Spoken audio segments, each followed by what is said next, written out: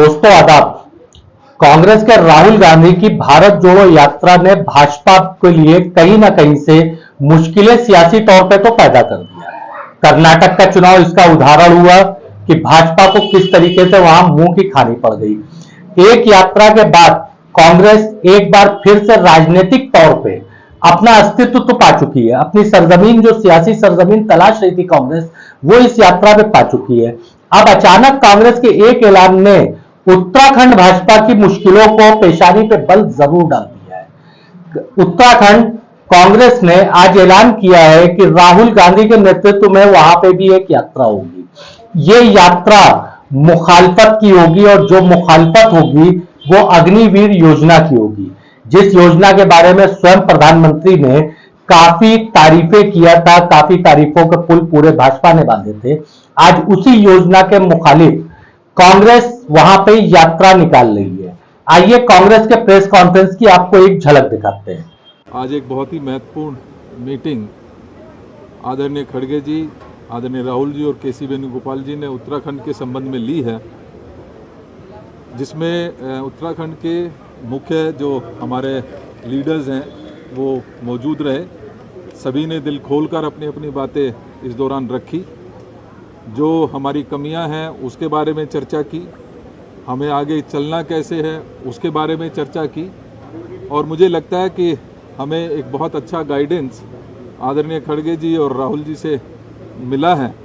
और मुझे पूरी उम्मीद है कि जो 2024 का रास्ता है वो इस मीटिंग से कहीं ना कहीं मजबूत होकर हम यहाँ से निकलेंगे, और जो सुझाव जो हमें प्रोग्राम मिले हैं उनको मजबूती के साथ हम उत्तराखंड में उसको लागू करने का कार्यक्रम करेंगे।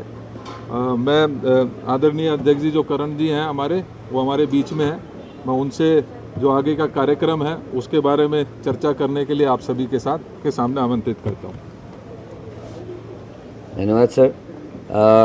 आज की जो बैठक रही बहुत ही महत्वपूर्ण थी, और आदरणीय राहुल गांधी जी और आदरणीय खड़गे साहब ने आज बहुत अच्छा हमको गाइड भी किया है कि 2024 के लिए हमको क्या करना है, और एक आने वाले समय में हमको एक पदयात्रा जो हमको अग्निवीर योजना का जो नुकसान उत्तराखंड में हुआ है, क्योंकि वो कुमाऊं रेजिमेंट और गढ़वाल रेजिमेंट का घर है, और वहाँ का हर गांव का नौजवान फ़ौज में जाना चाहता है। उनके सपनों को जो नुकसान हुआ है उसके लिए उन्होंने हमसे कहा है कि एक लंबी पदयात्रा पूरे उत्तराखंड की आप निकालें, और राहुल गांधी जी स्वयं उसमें कुछ दिन प्रतिभाग करेंगे, प्रियंका गांधी जी भी बीच बीच में प्रतिभाग करेगी, और इस यात्रा को निकालने के लिए हमारे सभी सीनियर लीडर्स में बात हुई है। जल्दी यहाँ से जाने के बाद हम उसका रोड मैप तैयार करेंगे, और कब से कब तक वो यात्रा चलेगी इस बारे में आप सबको भी समय से सूचित हम लोग करेंगे। और निश्चित ही उनकी इस बात से हमारा उत्साह बढ़ा है। राहुल जी स्वयं 10 दिन के लगभग उस यात्रा में प्रतिभाग करेंगे, और उत्तराखंड के जो नौजवानों के बीच में हम रूट्स में जा रहे हैं वहाँ निश्चित ही ये बात सबसे महत्वपूर्ण है। और उसके अलावा अंकिता और मर्डर केस और उसमें जो महिलाओं के संग अत्याचार हो रहे, इन इश्यूज़ को भी अलग से हम उठाएंगे। लेकिन ये यात्रा पूरी तरीके से अग्निवीर और जो भर्ती घोटाले हुए हैं तथा बेरोजगारों के साथ जो अन्याय उत्तराखंड में हो रहा है उसको लेके एक लंबी पदयात्रा निकालने की बात हम लोग कर रहे हैं। आदरणीय CLP साहब। धन्यवाद। आज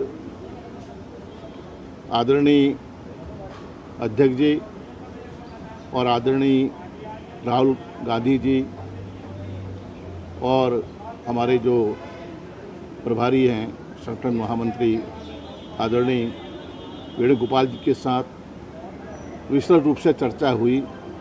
खुले मन से हमने अपनी बात कही, और निश्चित रूप से आदरणीय खड़गे जी का और आदरणीय राहुल गांधी जी का हमें मार्गदर्शन मिला है। एक रोड मैप तैयार किया है, भविष्य की ये रूपरेखा तय की है। 2024 का चुनाव जो हमारे लिए बहुत ही महत्वपूर्ण है, और उसके संदर्भ में हम पूरे प्रदेश में पदयात्राएं करेंगे। हमारे सीनियर लीडर उसमें मौजूद रहेंगे, एकजुट होकर काम करेंगे।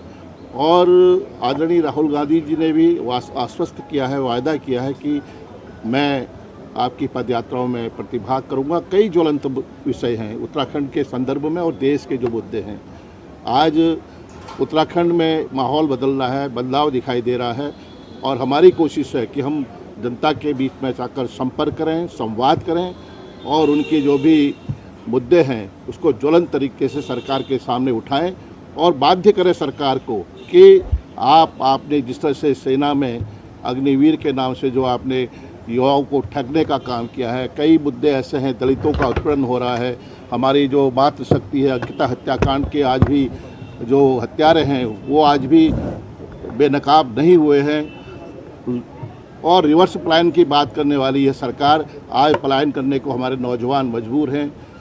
जो आपने देखा कि जिस तरह से पेपर लीक हुए हैं और घोटाले हुए हैं, हमने सीबीआई की जांच की, हमने मांग की, हमने कहा है कि इसकी न्यायिक जांच होनी चाहिए, हमने हाई कोर्ट के सिटिंग जज के निगरानी में जांच होनी चाहिए, लेकिन सरकार उन मामलों को दबाना चाहती है। इन्हीं मुद्दों को लेकर हम जनता के बीच में पदयात्राओं के माध्यम से संवाद स्थापित करेंगे, संपर्क करेंगे और हम सब लोग एकजुट होकर पूरी तैयारी के साथ आने वाले लोकसभा के चुनाव में एक रूपरेखा रणनीति भी तैयार करेंगे।